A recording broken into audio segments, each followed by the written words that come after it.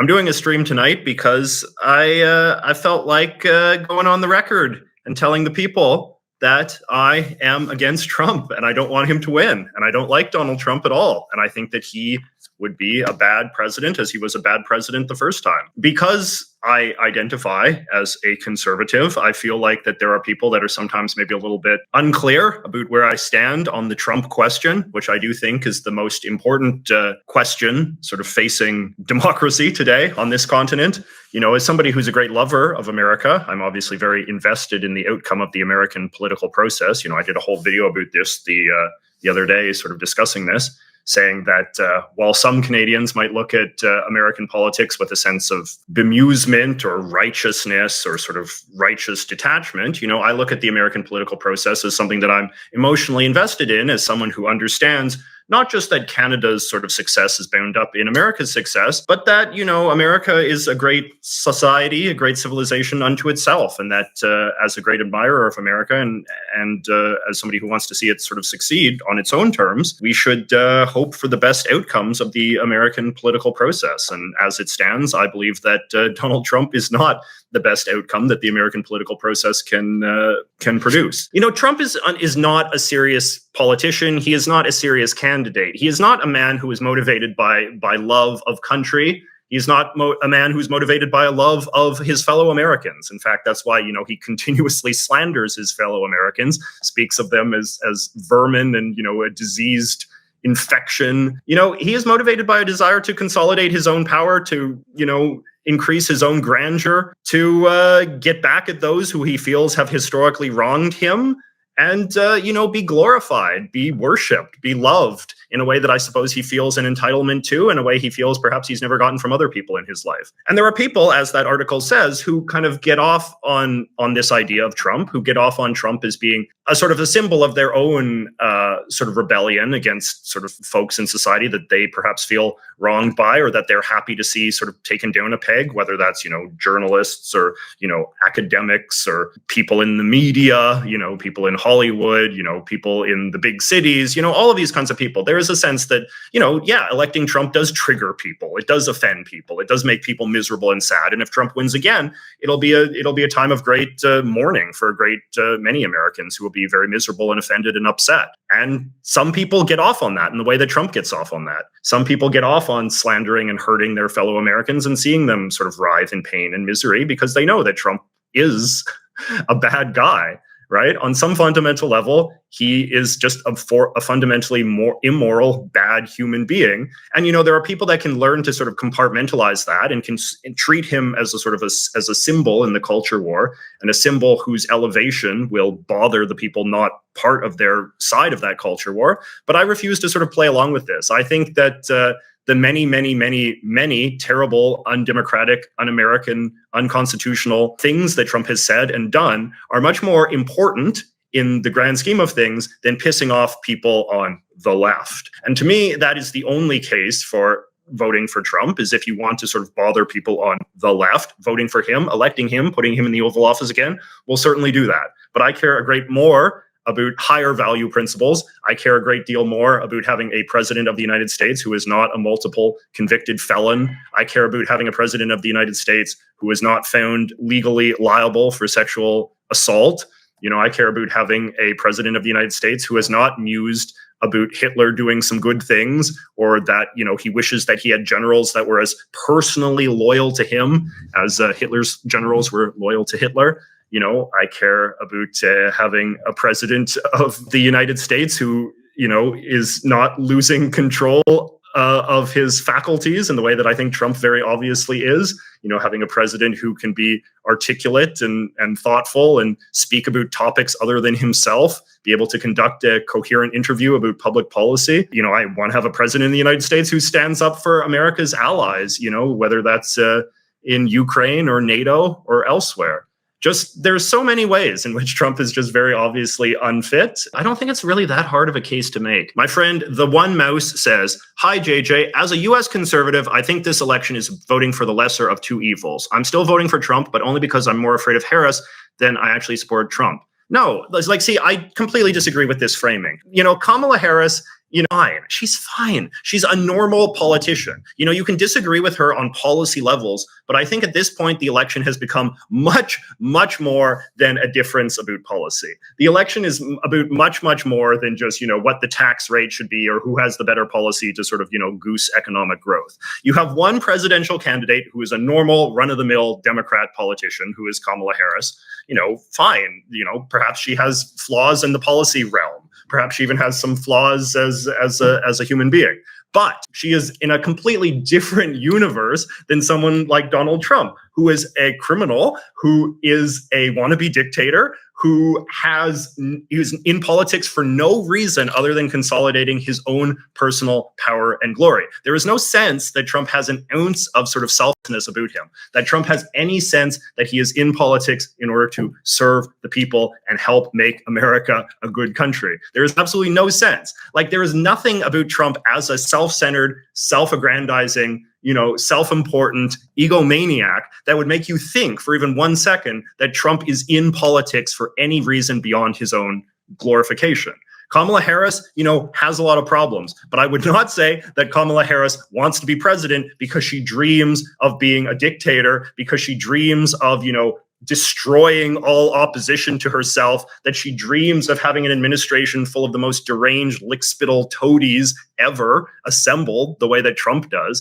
I think it's quite revealing that basically so many people that have worked in close proximity to Trump, cabinet ministers, national security advisors, people in the top senior ranks of the military, have all come out against him, have all said, having worked with this man up close and personal, General Kelly being the most recent example, his former chief of staff, former Homeland Security secretary, all of these people who have worked in very close proximity to Trump say this man is unfit for office. There are so many people like this. There are so many senior executives from the former Trump administration who have come out saying this man should not be anywhere near power. He is irresponsible. He's an egomaniac. He's only in it for himself. He fantasizes about authoritarian dreams. He doesn't respect the Constitution. He, wants to commit crimes. He attempted to commit crimes. It's only because there were sort of sensible people in his inner circle that prevented him from committing crimes.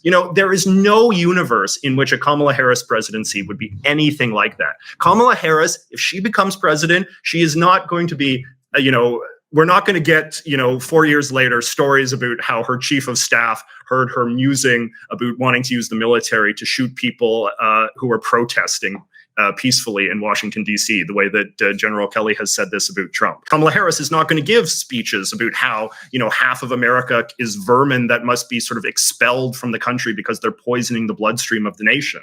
Kamala Harris, if she runs for re-election in 2028, she will not stage a coup in an attempt to stay in power, right? Like, there's just so vast the space between these two people in terms of their character and their agenda. I heard a good line once, which sort of said that the founding fathers were flawed men in a lot of ways.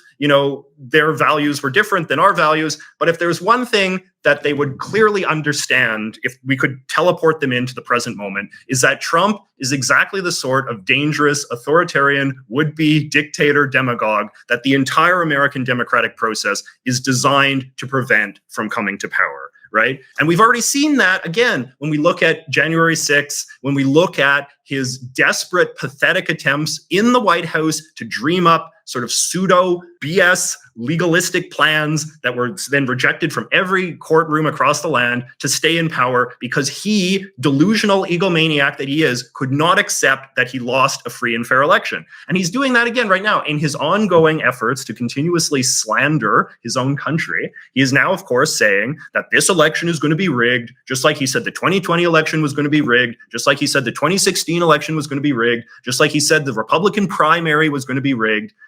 It's the irresponsibility of this man, the vile slander, the anti-American rhetoric, the idea that he constantly says that America is a horrible, failing, loser, terrible, awful country, that everything is corrupt, everything is rigged, everything unless things that yield more power, more glory, more love for Donald Trump. It is not a normal election. It is not a normal election, and our standard sort of metrics for understanding American democracy do not apply to an election like this one. The time for giving Trump the benefit of the doubt, like maybe that worked in 2016 when Trump was an unknown property. You could even maybe argue that that worked a little bit in 2020 prior to January 6th, when maybe there was some aspect of Trump that was still somewhat ambiguous about his character and how far he would go. But in the aftermath of 2020, in the aftermath of January 6th, in the aftermath of everything that he's done in the course of this campaign, I mean, people need to grow up a little bit. People need to be a little bit mature. You know, I'm a 40-year-old man. I've seen presidents come and go. You know, you can have a generic Republican president. You can have a generic Democrat president. You know, they differ on policy. You know, but they don't represent an existential threat to the continuation of the American democratic way. They do not represent an effort to inject so much corruption and illegality into the American sort of body politic that it becomes a point of no return. And I think that's very much what I believe Trump to be. Mousy Fitzgerald says, American here, it's wild watching everything play out the way it has. I want to show my support here. Your channel has gotten me way more political comprehension of what's happening around me. Love the channel, here to help. Well, thank you so much, my friend. When we look at the demographics that are supporting Trump right now, or when we look at sort of how the political sort of world has changed between 2020 and 2024, one trend line that troubles me quite a bit is the growing support that Trump is getting from young men.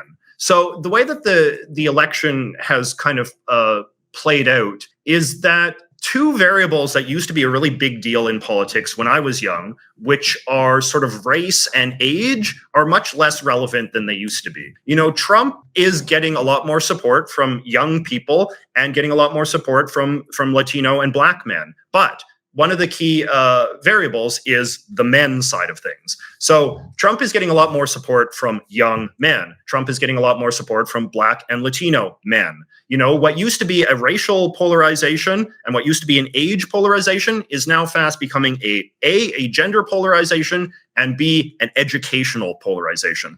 And what bothers me is that, as you guys know, like, I care a lot about sort of young men. I like being a mentor to young men. You know, I like taking interest in the lives of young men. And it troubles me a lot that the politics of young men that seems to be sort of thriving on the internet these days is very much a politics of ignorance. It is a politics of sort of treating politics as a kind of entertainment, and treating politics, as it was articulated in that article I just read, as a sort of way of getting back at people who you don't like, of sort of getting off on the idea that if you vote for Trump, you know, that'll bother, you know, the kind of people that you don't like. That'll bother the feminists. That'll bother the media. That'll bother those like educated sort of upper class toffs who never gave you the time of day. You know, that will bother women, right? And it's just such an immature way to look at politics, because politics is not about feelings, right? That's been one of the sort of, I think, destructive evolutions that we've seen in politics in the era of what I call the lesser 30. You know, when we look at politics from 1993 to the present, over the last 32 years or so, we've seen a transformation in which people are not treating their role as voters as seriously as they should be. You know, the purpose of a presidential election is to choose a man or a woman who you believe is best suited to serve as commander-in-chief, to be the head of the executive branch, to be president of the United States for 4 years, and to do the constitutional duties of that job, to perform the duties of that job as assigned by the Constitution, as imagined by the Founding Fathers. Voting for president is not an opportunity for you to express your feelings about the entire state of modern American culture. I'm sorry, but that is just not what it is. That is not what the Constitution is designed to do. That is not what elections are designed to do. There's lots of other ways that you can sort of vent your frustrations with the culture, but electing a demonstrably unqualified sort of egomaniac, would-be authoritarian, man who hates America, man who hates the Constitution, you know, that is not the way that you exercise your frustration with the culture. I'm sorry, it's not. You have to, at some level, respect the institutions of American civilization, such as the US presidency. And the way that you respect these institutions is by treating them the way they were designed to be treated, which is to say, you elect a man or woman who is qualified and competent and able to do the job as the job was intended to be done. The job was not intended to be a dictator. The job was not intended to be a place where you can stick a sort of insecure man-child who has felt sort of unloved his whole life and craves to sort of bask in a kind of adulation that he feels entitled to, and then for him to use the powers of the presidency to go after his political enemies and rivals and, you know, sort of see them locked up or harassed by the strong arm of the state. That is not the purpose of the presidency of the United States. The purpose of the presidency of the United States is to run the executive branch, to serve America's sort of geopolitical interests, to pursue the implementation of good and sane public policy that will better the lives of the American people. My friend Jim Eats Corn says, how do you think the election will go for Trump? Young, white Mississippi man here voting for Kamala. Well, good for you, my friend, voting for Kamala. I would vote for Kamala Harris in a heartbeat. In a heartbeat, no questions asked, I would vote for Kamala Harris. So, again, do I agree with Kamala Harris on everything? Absolutely not. I think that Kamala Harris is a liberal, and I don't identify with sort of like the liberal policy agenda to a point. I identify with liberalism as a philosophy of the American system, of the American way, of the American constitutional order. I agree with liberalism in the sense of liberal democracy, in the sense that it's better to preserve liberalism than authoritarianism. Do I agree with liberalism as a sort of progressive philosophy of governance? Probably not, more than I do. But on the other hand, again, America can handle a liberal president. I have seen liberal presidents come and go in my 40 years on this earth. They are not the end of the world. There is nothing about Kamala Harris that suggests she is a uniquely sort of destructive force in American politics. She is a liberal in the same way Barack Obama was a liberal, Bill Clinton was a liberal, Jimmy Carter was a liberal, right? These are they're normal people in the same way that I honestly think that George W. Bush was a normal president. I think he did some bad things. He did some things that I agreed with. I think Mitt Romney was fine. I think Mitt Romney would have been a fine president. I think Mitt Romney is a fine politician to this day.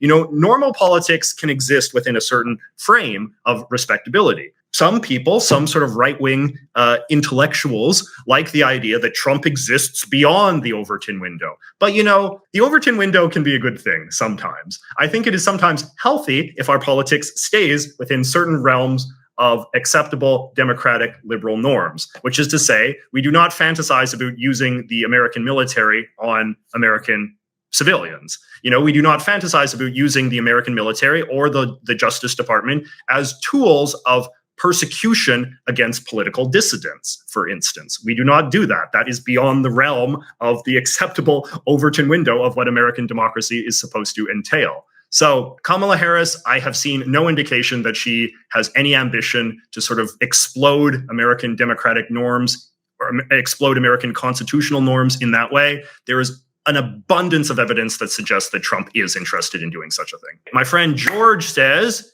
hey, JJ, huge fan here. I just went through a heated argument with my mom over this election.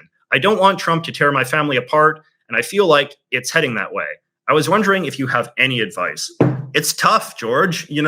Trump has a hold on people. I think like a very fair comparison, and this is triggering to some people, but I do think that like Trump has a kind of cult-like vibe. Like, I think that Trump puts people under his spell and makes people very fiercely loyal to him. I think that in some ways, Trump's flaws just make people double down on their loyalty to him even more. There was David Frum, who's another sort of principled conservative who's been opposed to Trump, has a line that I think was very insightful when he said that, a lot of times when people are scammed by scam artists, they will hate the person who exposes the scam artist more than the scam artist himself. Because the person who exposes the scam artist makes you feel like an idiot for falling for it in the first place. And this is why I think that people who are in cults or who fall for scams, as sort of the reality of the situation is starting to dawn on them, the only way they can sort of deal with the cognitive dissonance is to just dig deeper, dig deeper, double down. So, like, there's not really an easy way to sort of break Trump's spell on any person who is sort of committed to him sort of full hog, because, a lot of Trump supporters at this point have been consuming a very sort of steady, endless media diet of pro-Trump content and anti-Democrat content that has sort of really ratcheted things up to an extremist degree. I think that really the only way to break the spell is for people that can see the truth about Trump to vote against him in big numbers. Trump has to face some sort of crushing defeat for us to sort of break this spell, for us to break this fever, for us to get back to a kind of like normal American politics, a healthy politics of right and left, a healthy politics that still includes political discussion and debate and arguments about public policy and all that kind of stuff, but a policy that goes beyond the politics of one man. The degree that Donald Trump has colonized the Republican Party, built the Republican Party in his image,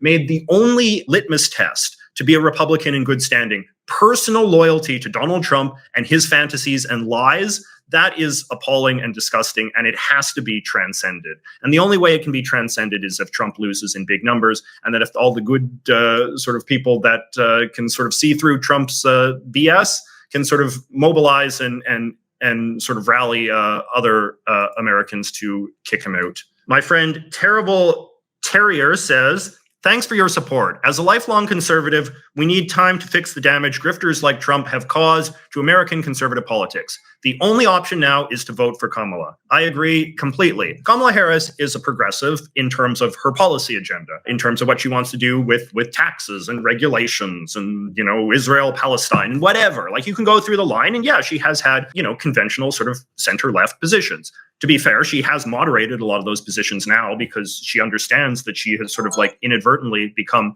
the head of a large sort of ideologically diverse coalition, the anti-Trump coalition. But anyway, the point is that even though Kamala Harris is progressive politically, in many ways, she is also conservative institutionally, in the sense that if we think of this election as a liberal or as a, radical versus conservative choice on institutional questions of preserving American democracy, of preserving American institutions, of preserving American normalcy, and the normalcy of a normal, healthy Republican versus Democratic politics, in that sense, Kamala Harris is absolutely the conservative choice. Kamala Harris's loyalty to the Constitution versus Donald Trump's loyalty to the Constitution, there's no contest there, right? Kamala Harris is devoted and loyal to the rule of law, the American Constitution. Kamala Harris, a former prosecutor, a woman who, I think this is one of her best lines, where she sort of says she's only ever worked for one client her entire life, and it's been the people. Whether that is as an elected prosecutor, whether that as Attorney General of California, whether that's as a politician, the person that she's worked for is the people. The person who Donald Trump has worked for is Donald Trump. Donald Trump's entire life has been motivated by doing what is best for Donald Trump. So in that sense, Kamala Harris is very clearly, in my opinion, the conservative choice because she defends that which has made America historically great, which America needs to preserve in order to stay great. The Donald Trump supporters, his sort of like intellectual cadre, the J.D. Vances and Tucker Carlsons of the world, those people are the radicals. Those people are the anti-Americans. They are the ones who want to tear down all that has made America good and try to build some kind of crazy new reactionary alternative society in its place. My friend Evan says, I doubt that there's any chance of Trump trying to stay in power indefinitely once he wins. He just wants to be able to call himself a winner. And if he wins, I think he'll be satisfied with that and go away. Well, I think that is a nice fantasy. I don't know if Trump is going to try to stay in power beyond his term limit in 2028. I think it is hardly beyond the realm of possibility that thought could enter his head. At this point, Trump does not deserve the benefit of the doubt on anything. And neither do his enablers, whether that's in the Supreme Court or in Congress or elsewhere. So if Trump decides he wants to stay in power beyond 2028, you can rest assured that the entire Republican MAGA establishment is going to mobilize and make a case of why that's okay. Because they are all in his tank at this moment, and anything Trump wants, they will say is good and right and proper, because they know if they say that what Trump wants is not good and right and proper, they're out of the Republican Party, they're out of any sort of political influence. So I think there is no reason to give Trump the benefit of the doubt as far as staying in power for just his allotted 4 years is concerned. My friend TWE says, I once identified as a future Republican, thinking young voters would push the GOP to moderate while Democrats move left like Sanders or AOC. Now I'm unsure that that'll happen. What do you think? Still possible? Young Republicans seem to be a force pushing Trump to be the worst version of himself. Young Republicans seem to be, the people that are sort of laughing at Trump and in laughing with him, not laughing at him, chuckling at his antics, thinking that he's kind of cool and based and fun. And, this is why Trump is going on all these young men's podcasts in order to kind of like build up this reputation that Trump is like fine and normal and cool. And, it's cool to support him because he triggers people that we don't like. And as I was saying earlier, this is the kind of message that Trump's enablers are presenting to young people, to young men, that the purpose of the presidency of the United States is to not, run the country in a competent way, to not, be a competent commander in chief, to not obey the Constitution. No, what they're being told is that the purpose of the president is to be kind of cool and based and fun and trigger liberals and bother women and all the rest of this.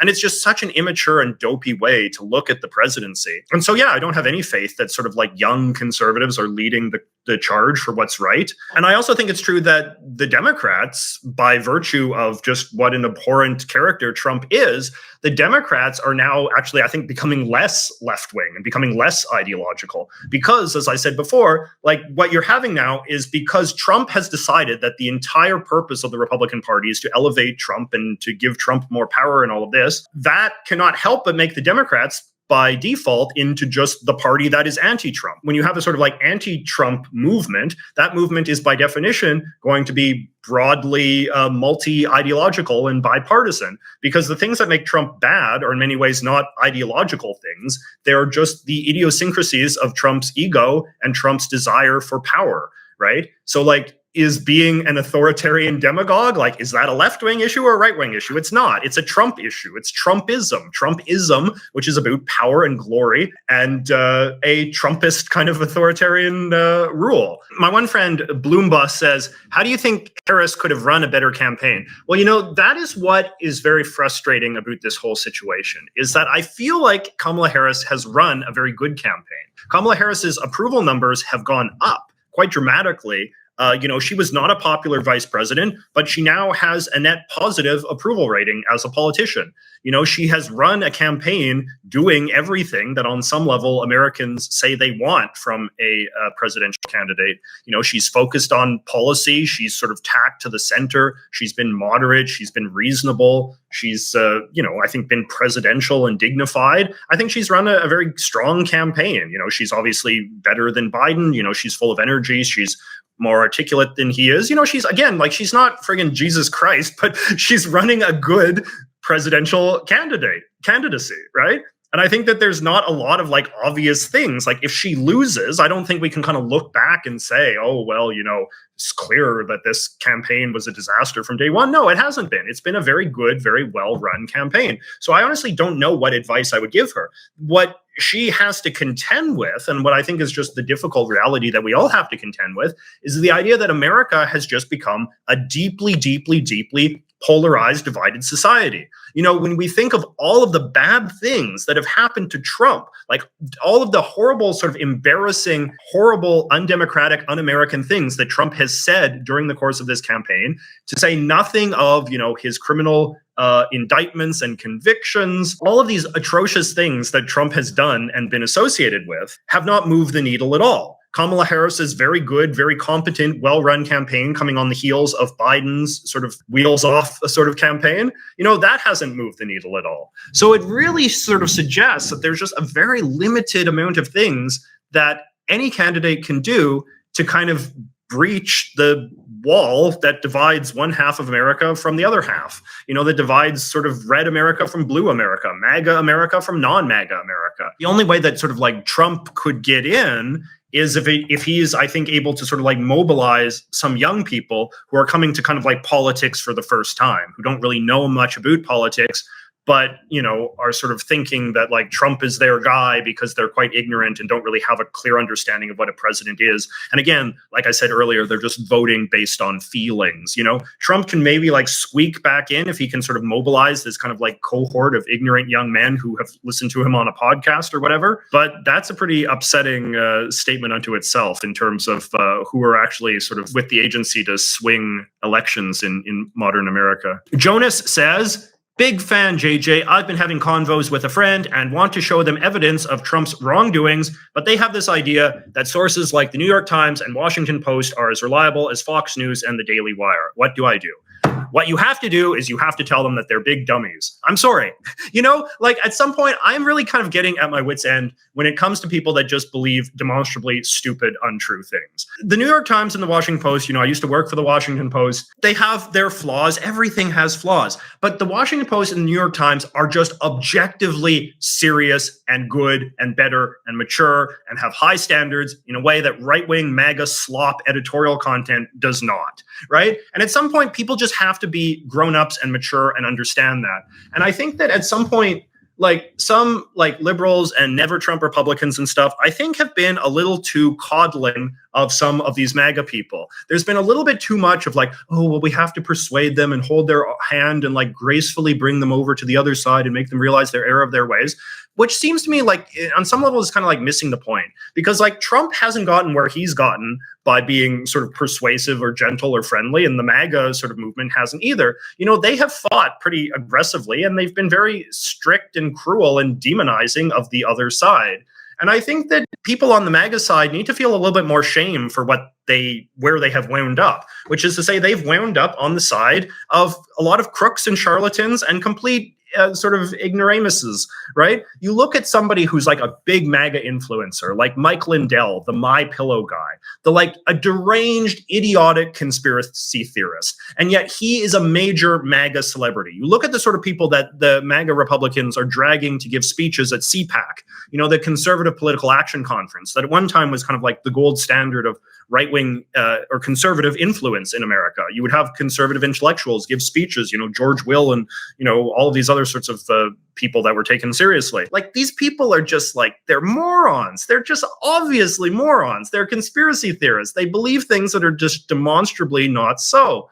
And, you know, I don't know how you bring people along to realize that. Like, if someone can listen to Roseanne Barr, who is a complete idiot and a complete conspiracy theorist loon, if someone can look at what Roseanne Barr is saying and then look at, you know, what the New York Times is saying and be like, I can't tell the difference. They both seem like they're biased to me. Like, I don't know how you deal with that, honestly. And I'm sorry to be sort of so uncharitable, but like, you cannot look at someone like Charlie Kirk, who is, you know, just like a liar and dishonest and disingenuous, and a guy who like pals around with conspiracy theorists and white supremacists and all just sorts of like odious people, somebody that like, again, like worships Donald Trump and sucks up to Donald Trump and like cares only about the pursuit of political power and the destruction of his political enemies. There is no way you can look at like a political outfit that someone like him is running, someone like Charlie Kirk is running, and then look at something with a high degree of editorial standards like the Washington Post or the New York Times, staffed by professional journalists who went to school for journalism, who care about the ethics of journalism, who care about the principle of journalism, who care about the role that respectable, principled journalism plays in a healthy democratic society. Like, there's no way that you can look at these two things and sort of say, well, they're both equally bad, so I don't know who to believe. My friend Robert says, this election is a no-brainer. We need to save reproductive rights in the US, vote for Kamala Harris, and save countless women from dying, agonizing, humiliating, and pointless deaths. It's a strong position, you know? You know, reproductive rights, you know, I think of myself as someone that's like, all things being equal, being more pro-life than being pro-choice, but at the same time, I do believe that abortion should be legal in some form. I think, actually, frankly, anybody who's been taking the pro-life position now has to deal with the harsh reality of what a post-Roe v. Wade America actually looks like in practice.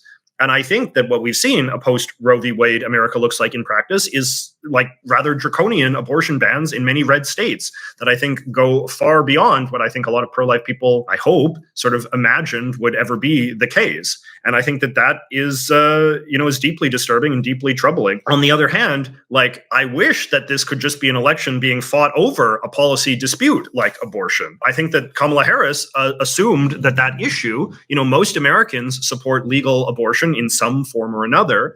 And yet, you know, you have a lot of people that in theory are pro-choice who are supporting Trump anyway, even though Trump is the anti-choice candidate, because they're choosing to not care about public policy. They're choosing to just completely disengage from any public policy conversation and instead decide if they like Trump or not. Does Trump give you the good feelings or not? Does Trump give you the good vibe or not? And I'm going to vote based on those feelings, not based on any sort of rational pursuit of the kind of public policy I think America should have. My friend David says, what do you think of the theory that the Democratic Party has trouble because people, especially men, associate them with the left's 2020 meltdown, defund, and so on? If true, how do you get past that perception? Again, like, I'm sorry, but this just exhausts me to no end. It's like, if people want to vote for on the basis of policy positions that they've hallucinated the other party to have, that's fine. their prerogative, I guess. But at some point, you can't sort of like argue with that.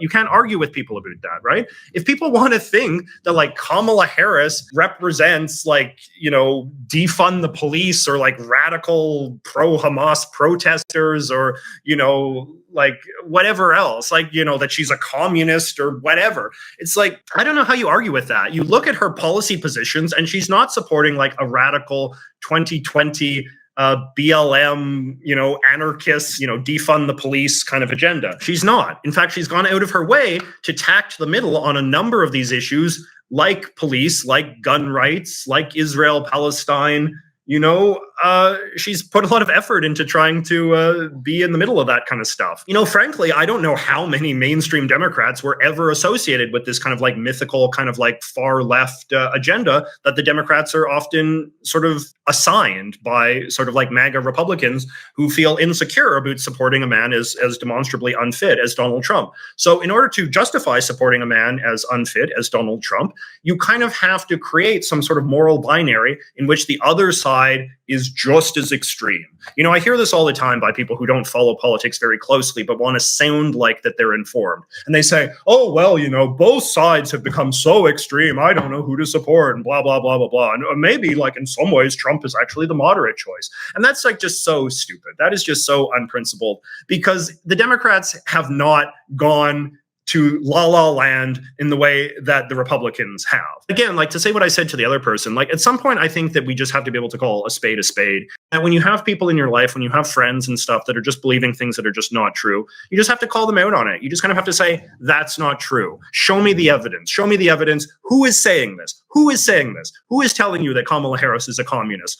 Bring this person to me. Show me their stuff. And is that person a credible witness? Is Mike Lindell, the pillow guy, is he a credible witness? Why do you take him seriously? Why do you take Charlie Kirk seriously?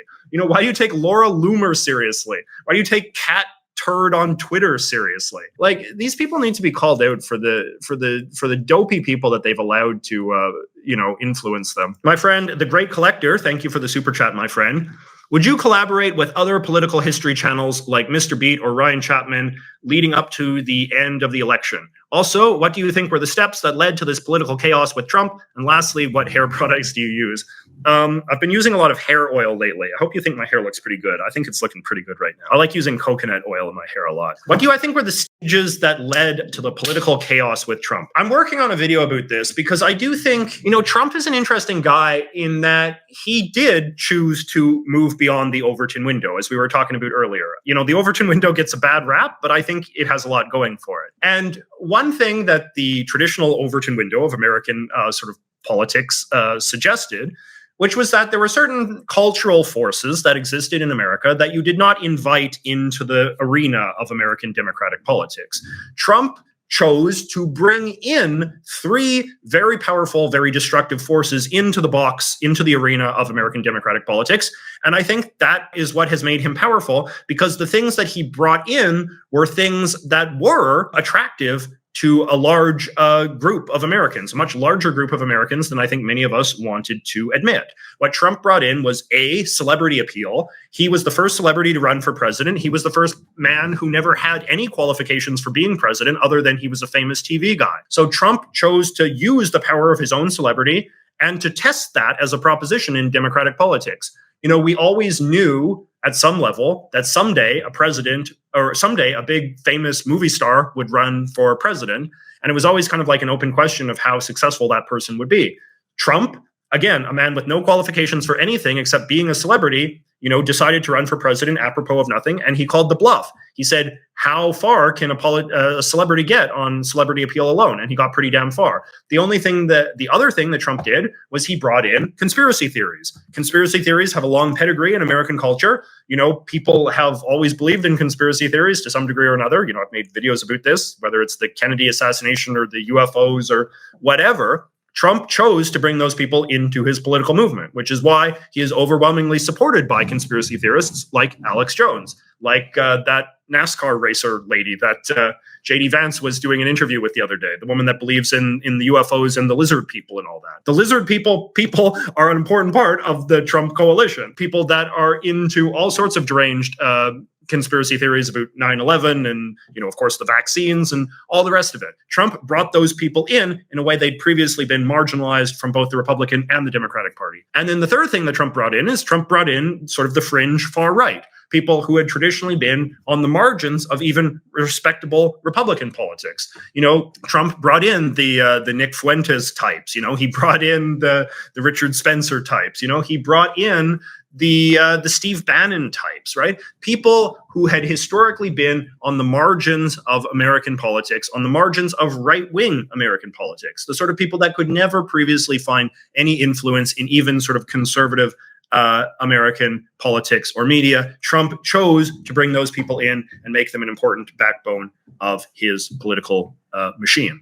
And again, the conclusion that we have to draw is that those three cultural forces, which I think are quite toxic, have proven to be quite popular. There is a lot more conspiracy theorists in America than we previously realized. There are a lot more people that are persuaded by far-right rhetoric, which they find to be sort of stimulating and exhilarating. King Uncaged says, if Kamala wins, do you think her moderate posture will preclude her from taking the steps necessary to save democracy from whatever comes after Trump? Example, foreign manipulation of right-wing media. I mean, it's an interesting question.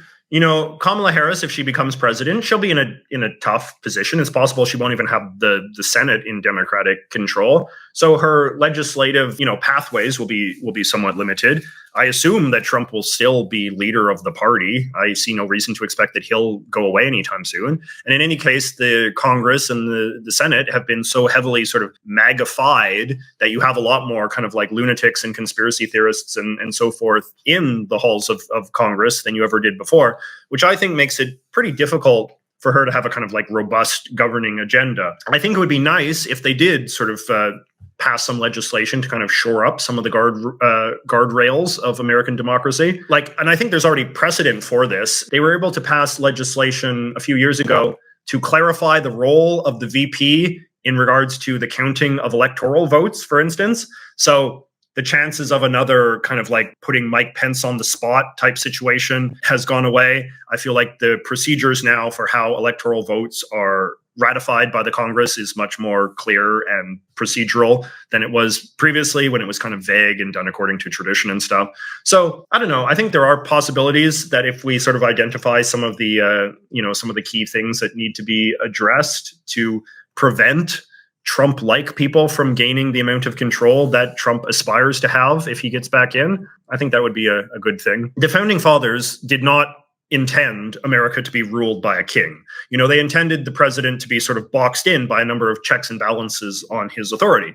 But conservative judges believe that the president should basically be like a king and have basically unlimited executive powers over everything, that the president is sort of the most important branch and that Congress and everything else should sort of be subordinate to presidential power. That is bad because I think that one of the lessons of Trump is that presidents need to be reined in to some degree, and that in a sort of normal state of affairs, you would expect the president to be reined in by the Congress passing laws to restrict his powers and authorities in various ways. But, this Supreme Court and other sort of lesser conservative-dominated courts are very likely to just throw out any legislation that attempts to sort of restrain a president's authority on the grounds that, the president is this kind of like kingly person that has this unlimited reserve of executive branch authority that he is able to use in a purely discretionary way that can never be second-guessed or undermined by any other force in the constitutional system. Oliver says, if Biden had dropped and the Dems had chosen a real candidate, I would have been happy to not vote for Trump, but an ineffective administration followed by a non-entity candidate is a no-go for me. But what is that? Like, you think Trump is going to be an effective administration? You think that Trump is going to pass good laws and pass good public policy? Trump is obviously not. Trump is going to do two things. He's going to try to, consolidate his own power and go after people who wronged him.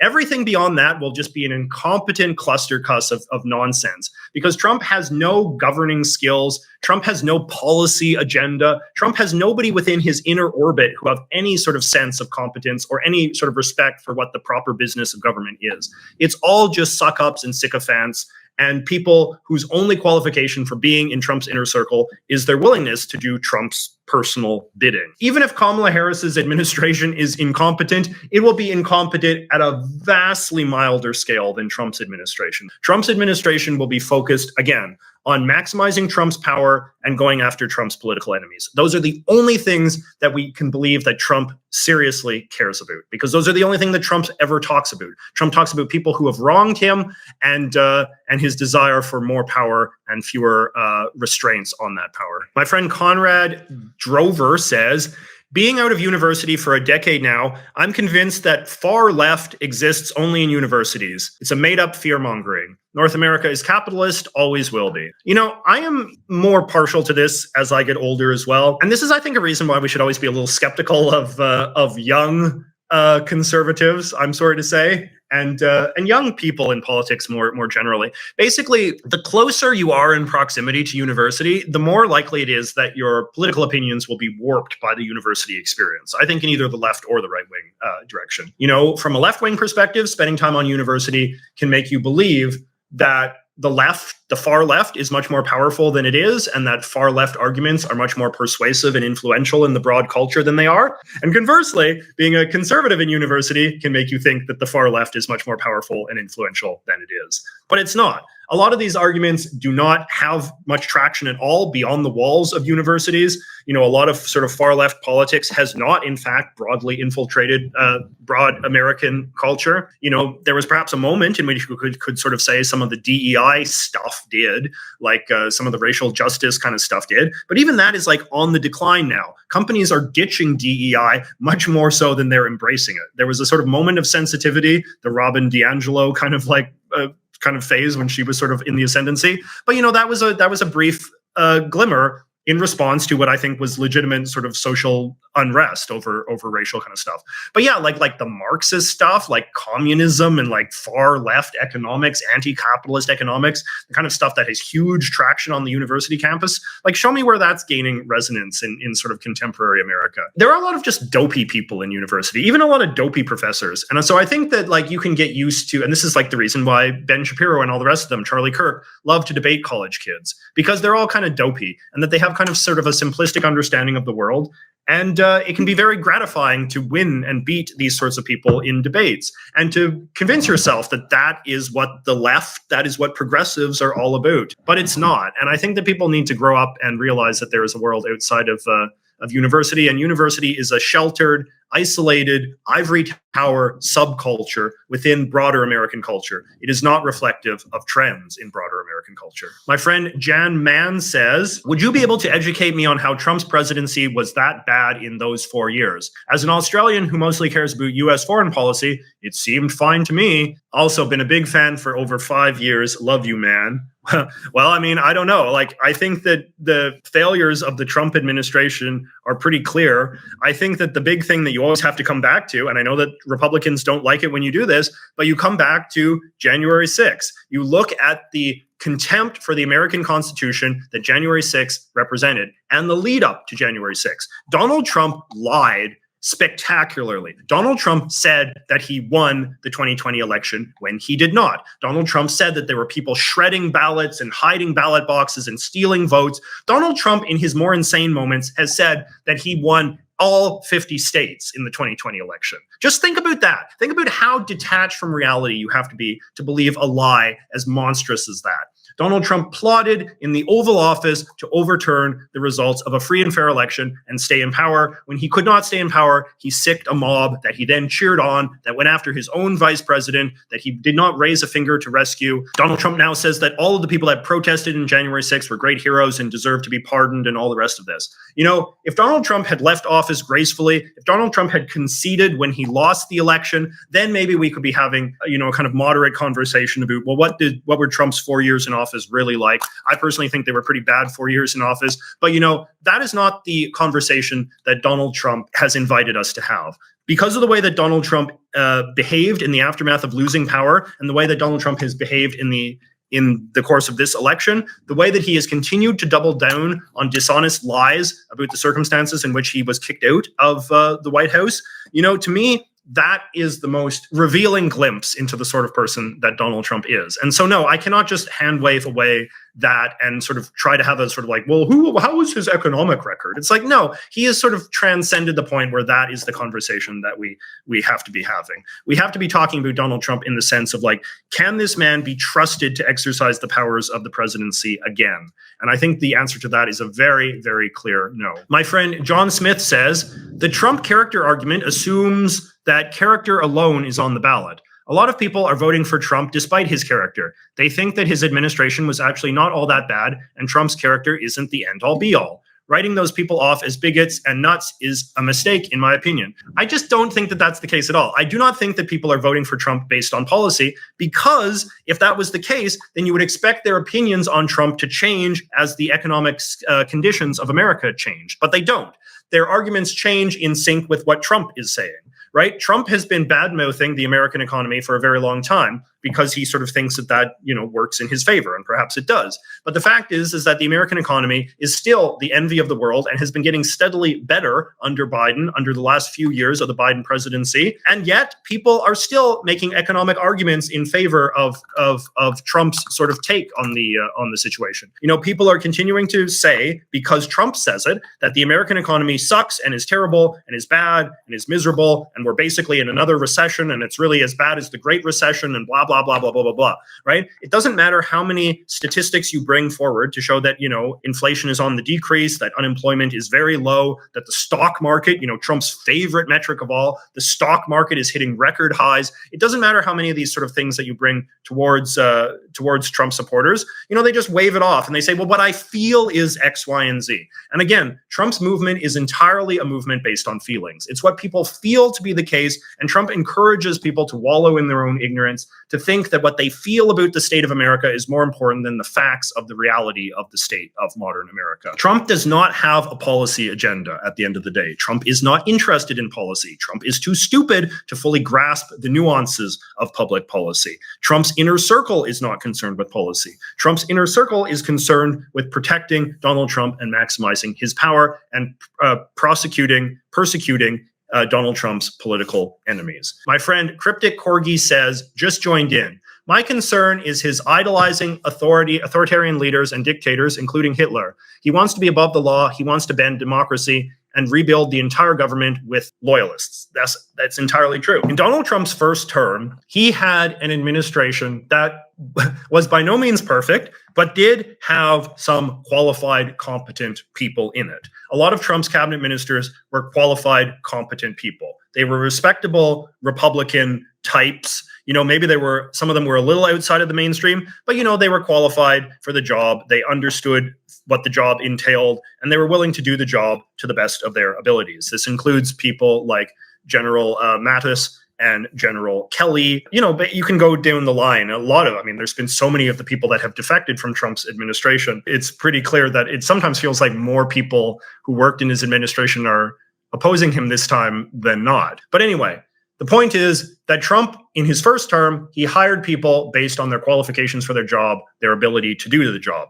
Many of those people, seeing Trump up close, concluded, hey, wait a second, this man is a lunatic. This man is an authoritarian. This man is not qualified to be president. This man does not have the temperament to be president. This man does not have the intellectual depth or intellectual curiosity to be president. This is why it is right to worry about a second Trump administration, because again, and this is what sort of reveals the myth that Trump's sort of second term has any sort of policy agenda sort of animating. No, the people that are going to be picked to staff the administration are people that are being picked because of a proven track record of loyalty to Donald Trump. End of story. Right? And so then you start to wonder, well, what is an administration staffed by fanatical loyalists likely to be like? And we know what an administration staffed by fanatical loyalists is likely to be like. It is likely to be an authoritarian administration. Because when you look at the regimes of dictators and authoritarians around the world, what is their main criteria for people in their inner circle? It is blind, unquestionable, unimpeachable loyalty to the big boss. And that is what Trump is looking for. Trump is looking for people that follow his instructions without blinking. This is talked a lot about in the Tom Nichols piece and the Jeffrey Goldberg piece. Trump wants generals who obey his orders. Trump wants attorney generals and lawyers and U.S. attorneys who do his bidding without question. People that do not question the legality of the orders that they are given, people that do not question the constitutionality of the orders that they are being given by the president, people whose only mental frame is, has the president asked? Well, in that case, it is what I must do. My friend Steven says, I hate Trump, but part of me worries that the Democrats may have in fact stolen the last election. No, the Democrats have not stolen the last election. This has been litigated endlessly. It is not for lack of trying. Donald Trump and his crackpot lawyers fought this repeatedly in court cases all across the land. There was all sorts of Republican, clerks and, governors and state officials and so forth who said, under oath, no, there was no cheating. There was no stealing. We saw this stuff up close. We saw this, the Trump people, Rudy Giuliani, his legal team, all the rest of it, they were asked to provide evidence of cheating in court repeatedly in many different courts all over the country, including before judges that Trump himself had appointed, and no evidence was ever procured showing that there was any skullduggery in the 2020 election. This is not some open question. This is something that has been actively litigated, and no evidence has ever been found proving that there was anything untoward that happened that led to the election of Joe Biden. My friend Grevin says, wondering where this came from, check the Social Blade and it looks like a Hail Mary due to flat subscribers. What? I'm not hurting bad, dog. That's why I'm saying what I'm saying, yo. I care so much about America, right? I love America so much. I get a lot of flack from other Canadians because of how pro-America I am. If you ever want to see my haters in Canada, what do they hate the most about me? It's that I'm as pro-America as I am. It's because I'm as pro-American as I am that I am so concerned about the prospect of Trump winning this election. Trump is the worst presidential candidate I've ever seen, the most anti-American one I've ever seen, the most nakedly authoritarian, the most unapologetically corrupt. It bothers me a lot to think that someone like him could get back in charge, and the damage, the very real damage that could do to American democracy, the American constitutional order, the toxic influence that could have in informing how future generations of Americans think American democracy is supposed to be, how American democracy is supposed to work, what American democracy and the two-party system is supposed to be all about. All of that stuff is very sort of stressful and bothersome to me. To imagine an America that abandons its own constitution in favor of authoritarianism, to imagine an America that embraces corruption and chronic breaking of the rule of law as just an ordinary part of politics, an America that abandons its allies overseas and abandons important institutions that America helped create, like NATO. There's just so many ways in which Trump represents the antithesis of all that has made America the great country that I love. And as well, there is also just kind of a sense that when you have a bad government, when you get the politics wrong, as Charles Krauthammer once said, that can do a lot of damage to everything else. America is a strong country because it has a wonderful, vibrant culture, a wonderfully innovative culture, a culture of entrepreneurship and invention and creation and all the rest of it. But if you get the politics so substantially wrong, that can suck a lot of energy out of everything and can lead to an abandonment of leadership and can create a leadership vacuum that I think can cause a lot of suffering and can cause suffering on the individual level, but can also sort of create a kind of opportunity cost. In Japan, they often talk about the lost decade, which is I think now the lost 20 years at least, which is the sense that because their government has been, kind of broadly bad and missed the boat on a whole number of issues and sort of failed to understand the priorities of the country in the correct way, that they've just kind of entered into a sort of prolonged economic slump, economic decline, and are not the sort of culturally influential economic powerhouse that they used to be in the 1980s when everybody thought they were going to take over the world. And I do worry about the idea that America is already in the midst of a bit of a lost decade, that the Trump administration elicited a huge opportunity cost on America, and that the Trump era of American politics, which we could imagine sort of lasting from 2015 into 2029 potentially, or even beyond, that would just be just a real sort of wasted period of time in which so much of American energy and attention and intellectual effort is being directed towards this big sort of Trump thing, this Trump phenomenon, when it should be rather directed towards other things. And that troubles me a lot. I think that it's important that guys like me use our forum to be very clear about the stakes of this election and be very clear and hopefully articulate into why Trump should not get reelected and why the consequences of Trump getting back in power could be rather significant. Trump has been making, as I said earlier, a lot of inroads with young and frankly a lot of young ignorant men. And I think that those of us who have audiences of young men, perhaps not ignorant men, but maybe some ignorant men, or at the very least like young men who maybe are a little bit like less informed with the political situation, which is forgivable because it's not, when you're young, you by definition don't know as much about the world as people my age or older do. So I think it's important that young men, be exposed to conversation about Trump that is not all just kind of like, oh, ho, ho, isn't he like a goofball? Oh, ho, ho, isn't he just like based and cool and weird and triggering the libs and all the rest of it? I think it's important that male influencers like myself use our platform to speak to our young male audience and be perfectly clear that Trump is not cool and supporting Trump does not make you cool. Supporting Trump, makes you, I think, somebody who is not taking the responsibilities of American citizenship particularly serious and should be called out for that. I think you should feel ashamed if you are a Trump supporter. I think you should feel embarrassed if you're a Trump supporter. You should have a sense that you're doing something wrong because I do think you are doing something wrong. I do not think the case for Trump is a persuasive case, is a strong case at all. I think it can only be justified by a sense of infatuation with the personality of a man or a sense that politics exists as a sort of cultural self-expression, as a sort of emotive exercise in expressing your feelings about the state of the culture. That's not what politics is for. That's not what democracy is for. That's not what the US Constitution is designed to do. What the US presidency is designed to do. Alex says, Trump's only ability was to repeal things, but so many of his executive orders got struck in court because they were nonsense and not based on law. That is his record. No, I mean, it's true. I mean, Trump's first term, he tried to do some sort of like standard Republican things like repeal legislation and so forth. Maybe the deregulation didn't get struck down in court as much as his efforts to kind of expand presidential power did get struck down in court. So a lot of times when things were getting struck down in court, it was less on the merits of the sort of repeal of policy and more just on this kind of like grand sort of imperial theory of presidential power. The problem, though, is I think that the courts have kind of swung more in the direction of an imperial presidency in recent years, including the Supreme Court. And so I think that a more authoritarian understanding of presidential power is dangerous in part because I think that there are fewer guardrails to keep it, to scale it back, both in terms of the fact that Trump will have many more sycophants in his inner circle, in his administration, who will just blindly obey any order that Trump gives, when the previous executive branch officials were much more likely to question and say, no, Mr. President, that's an unconstitutional order. No, Mr. President, that's an illegal order. I'm not going to do that because my allegiance is not to you, it's to the Constitution.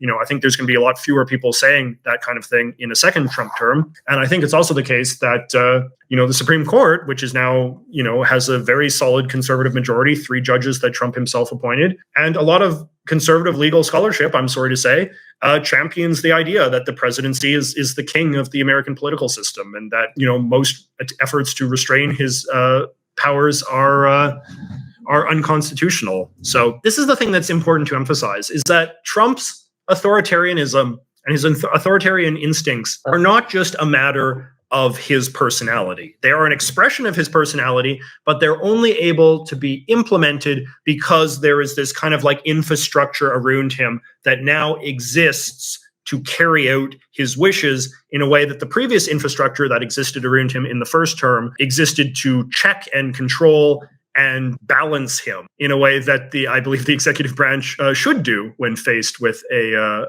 president with unconstitutional ambitions. John Smith says, not all Trump voters are trying to own the libs. They don't all worship him. I sympathize with the argument that his character disqualifies him. However, acting like policy is not a factor for people is naive, in my opinion. Well, policy is policy, but this is not an election that is being fought over policy. Again, like Trump is not motivated by policy. And to me, that is the truly naive position. To think that Trump is in politics because he cares about public policy, because he cares about governing, that is so naive. How can you possibly look at Trump, listen to Trump speak for more than like 5 minutes and conclude, okay, this is a man who is serious about a governing agenda? It's just obviously not the case. And Trump is not picking people, again, to staff his inner circle that care about public policy. Trump is picking people on the basis of their personal loyalty to him, not their qualifications for the job, not their intelligence. You know, it's actually kind of funny that the Project 2025 thing, the Project 2025 thing is a fascinating case study, because what you had is that you had a lot of sort of like right-wing kind of like Republican sort of intellectual types who kind of came up with a policy agenda of what they wanted to see Trump do. That policy agenda is deeply unpopular, and that's why the Kamla Harris campaign brings it up all of the time. Trump has disavowed Project 2025, as Trump supporters will often tell you. I mean, it's kind of like, you know, damned if you do, damned if you don't on some level, but it's relevant from a conservative perspective because it suggests that Trump does not care about any policy agenda other than his own agenda of power and glory for himself. Is not interested in Project 2025 because it represents an effort to make politics about something other than Donald Trump. So it was very easy to throw under the bus the second it became an inconvenience for him. I don't think telling people to be ashamed of who they are voting for is going to win people over, JJ, says my friend Chip. Well, I'm sorry if people's feelings get hurt by this, but it's what I believe. I feel like somebody once said that facts don't care about your feelings when it comes to politics.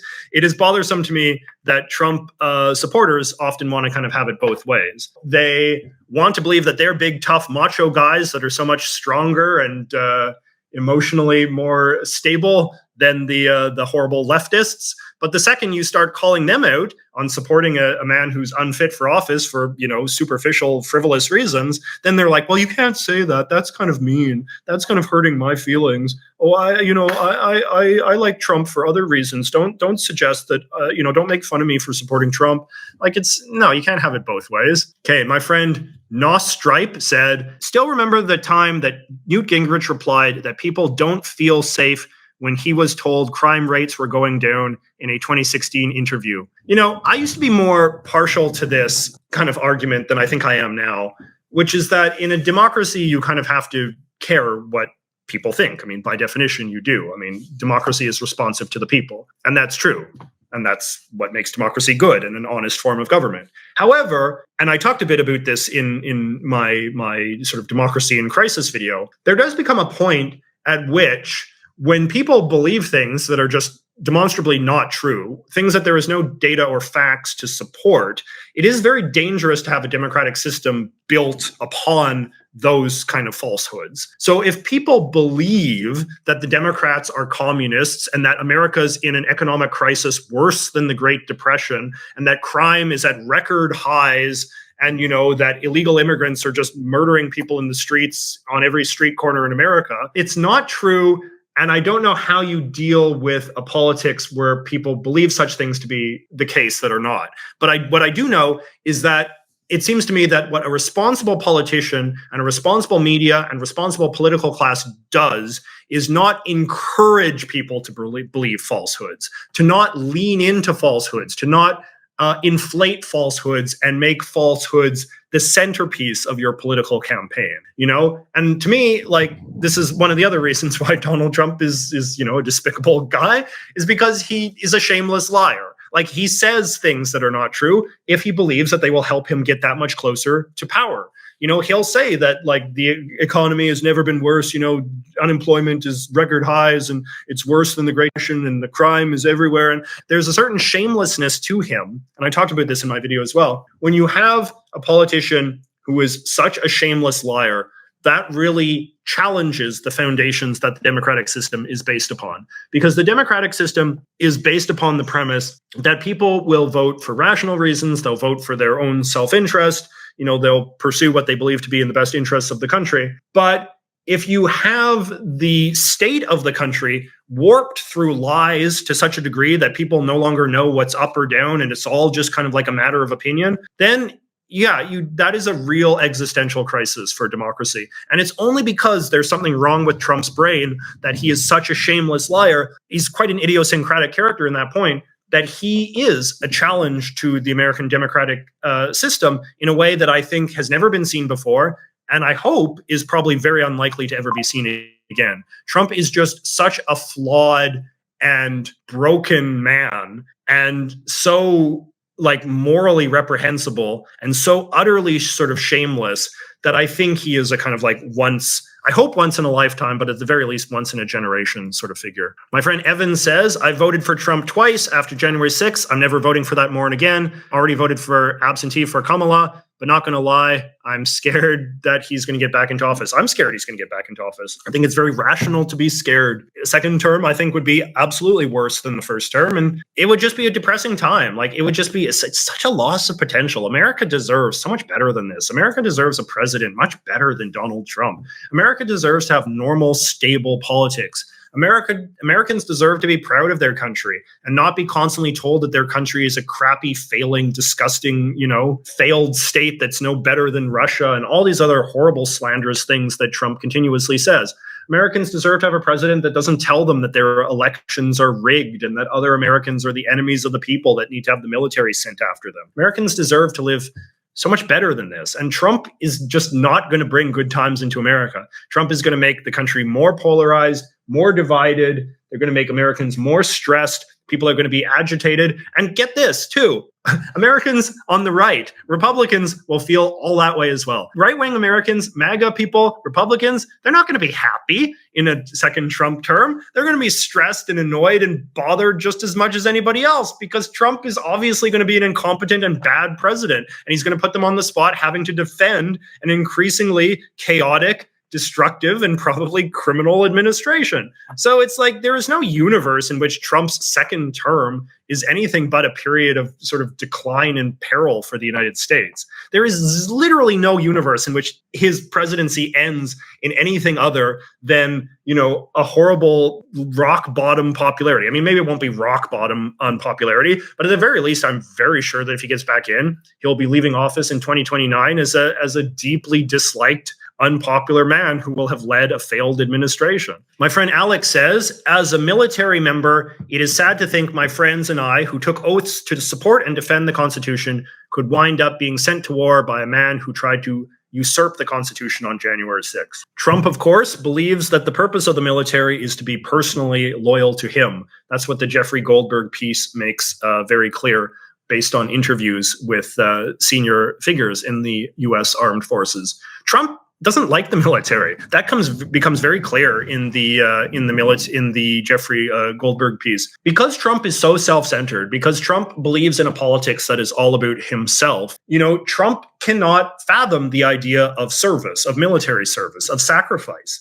Trump has repeatedly gone on the record saying things to his aides and all of that military soldiers are suckers and that they're weird and that, why do they do this? They don't make any money. Why would anybody, fight in a war? There's nothing in it for them.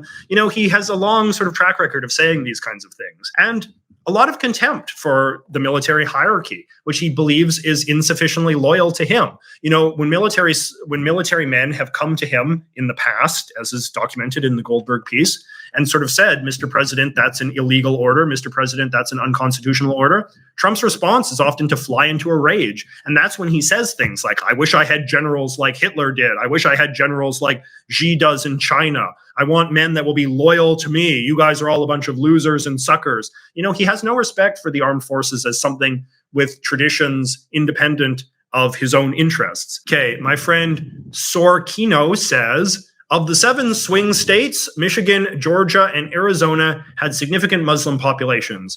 Every vote in those states counts. Kamala's position on the Israel-Palestine issues seems to have alienated us, and they will likely stay home. This may help Trump. Well, I hope that's not the case. There's no universe in which a Donald Trump presidency is better for the Palestinians than Kamala Harris. Donald Trump has an incredibly pro-Israel policy. I mean, not a sophisticated or principled one. I mean, I think he kind of has a sense that Netanyahu is personally loyal to him, and thus, Netanyahu deserves a free hand to do whatever he wants. But, some of these far left people and some of the far left people in sort of like the Muslim community in America, they want to sort of take a righteous position. They want to be sort of righteously detached from a political process that they don't believe is perfect, that is not yielding them their dream candidate in the form of Kamala Harris, who, I mean, I don't know what a dream position on Israel-Palestine looks like from the perspective of some of these people on the left. If the consequences of voting for Donald Trump results in a Donald Trump presidency, I can assure you that the policy on Israel-Palestine will be even less to your liking than it is right now. Trump and his supporters are the continuation of the mass resistance post-Brown versus Board. Those who hated integration did not disappear. They had kids. These are not the people you grew up with. Trump is a racist, period.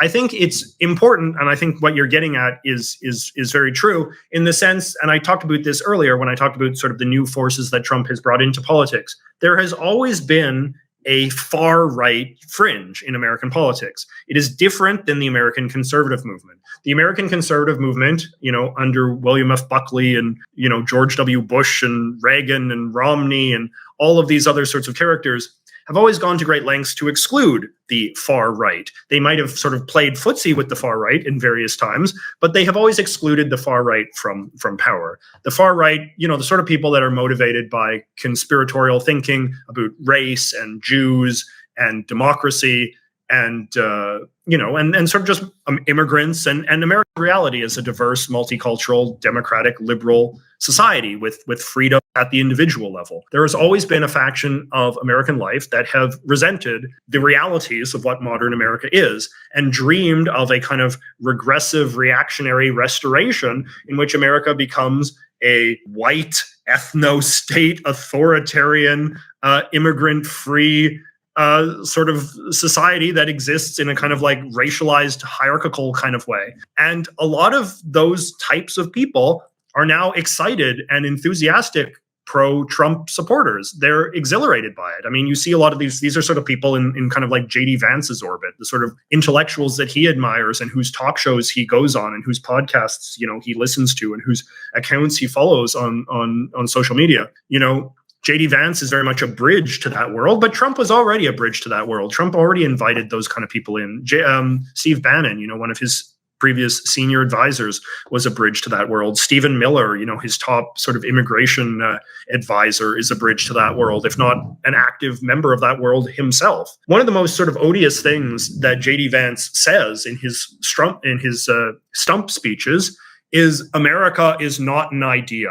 That is very much a far right kind of like dog whistle line. And far right people of the sort that I'm describing love that line. America is not an idea. Because if America is not an idea, then that means that America is not defined by its constitution. America is not defined by its democracy. America is not defined by individual liberties or liberalism or the visions of the founders or anything like that. If America is not an idea, then America is in some ways supposed to be like an expression of a specific type of people, which is to say something closer to an ethno-nation state, right? Which is the idea that like Americans, like there is a certain type of people that are supposed to be running America, that are supposed to be in positions of privilege and power in America. And then there's people that are not supposed to be in positions of power and influence in America. Americanness is defined by something other than ideas. And I think that that is a terribly toxic, destructive, anti-American idea, but it's an idea that, has laundered its way into the Trump inner circle because of people like J.D. Vance and other far-right people that Trump has consciously brought into his movement. My friend Jasper says, have you seen the Newsweek article about how Jill Stein's presence on the ballot actually hurts Trump now?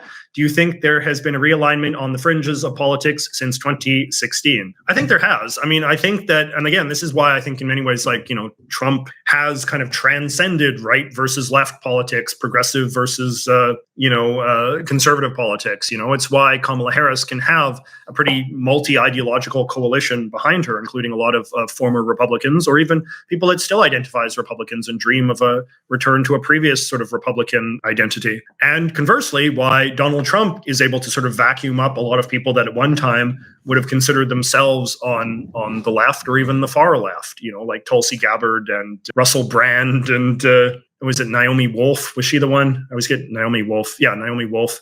Like there's just like a lot of, and the sort of the through line, or Roseanne Barr, like the through line is that these people are all conspiratorial anks. They believe in pseudoscientific nonsense. They believe in conspiracy theories and so forth.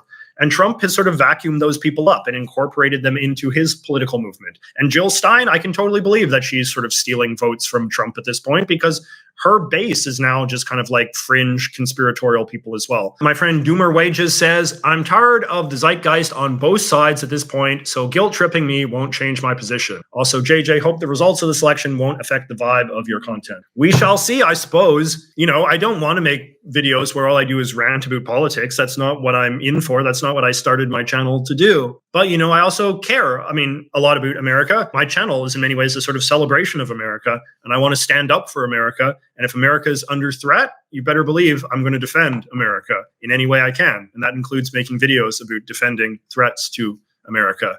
I'm going to make a video bashing Trump because I think Trump is a threat to America.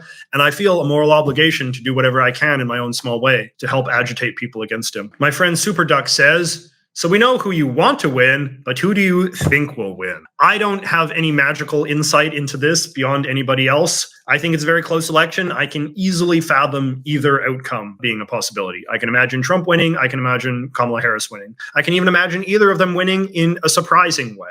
I can imagine Kamala exceeding expectations. I can imagine Trump exceeding expectations. I don't have a magic crystal ball, and I look at the same poll numbers and data as everyone else.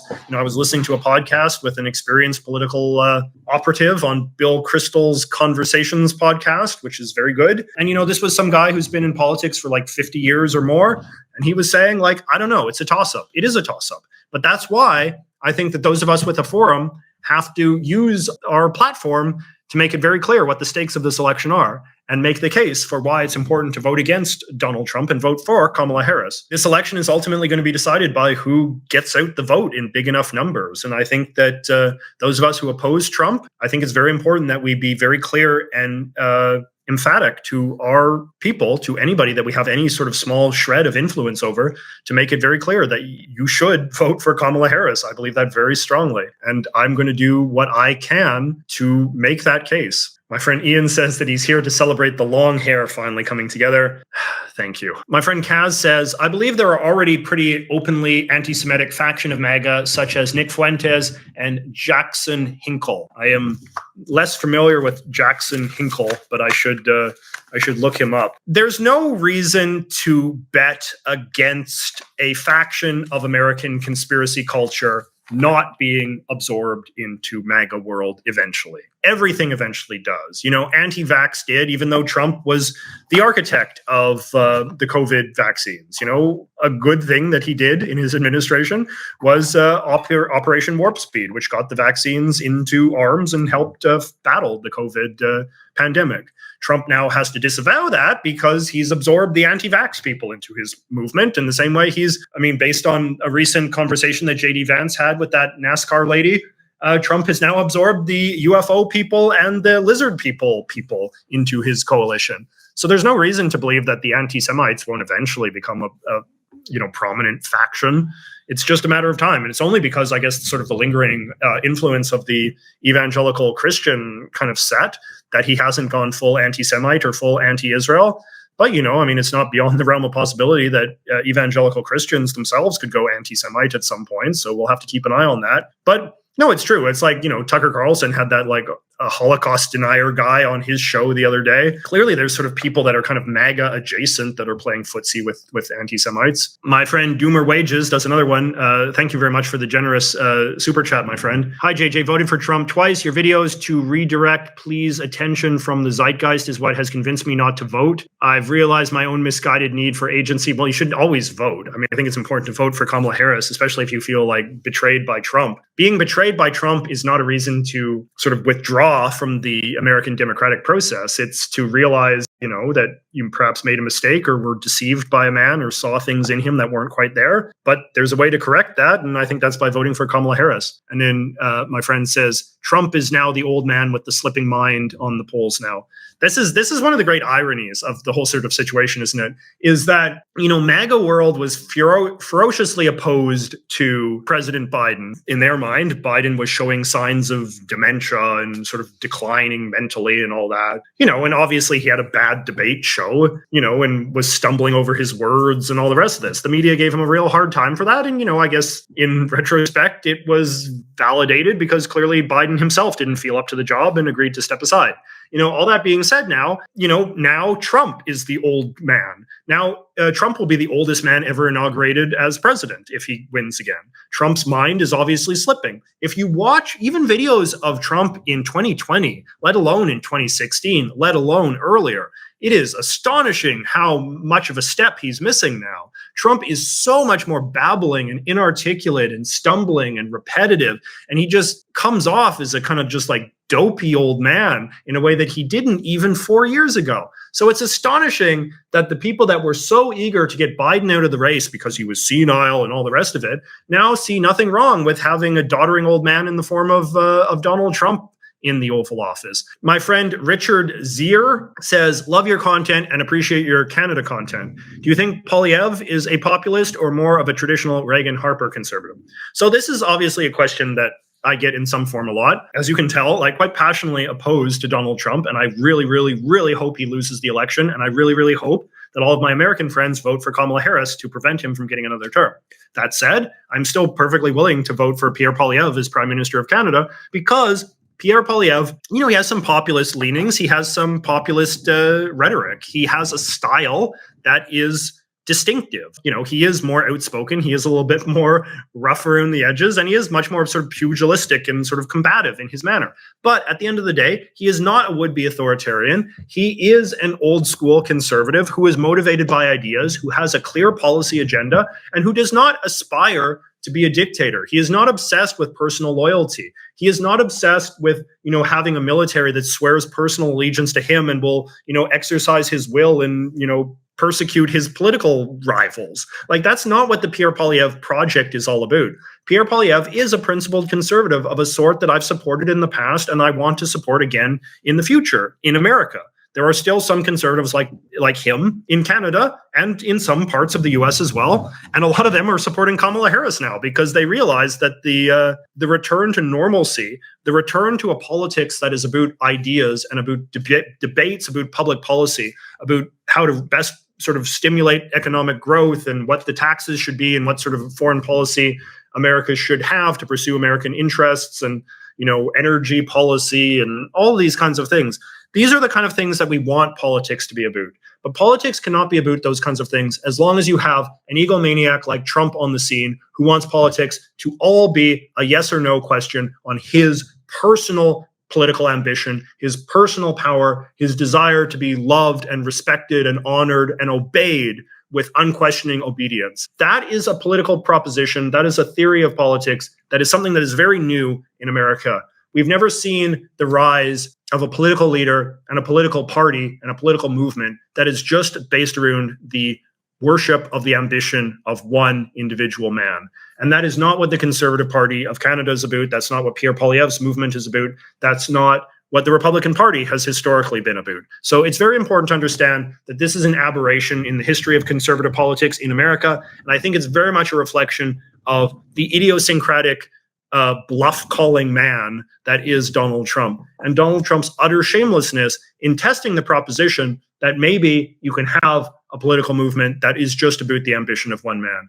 I think it's disturbing how many people have gone along with that, how many people in America crave an authoritarian, how many ostensible principled conservatives and Republicans were not actually principled and would happily sort of shed their principles in the service of loyalty to power. But that's where we are. Icy Wiener says, hi, JJ. If Trump loses and doesn't run again, do you think the MAGA group/cult will rally around another candidate in the future? Example, Vance or others? Or will it fall apart till another strongman type? My inclination is that it would fall apart if Trump went away. If Trump lost and never ran again and became increasingly senile and all the rest of it, and just sort of like retreated from public life, I do think it would break down. And I do think that there would probably be a gradual return to normal Republican politics. But I do think it would take a while, just because so many normal Republicans have been purged and replaced with MAGA loyalists.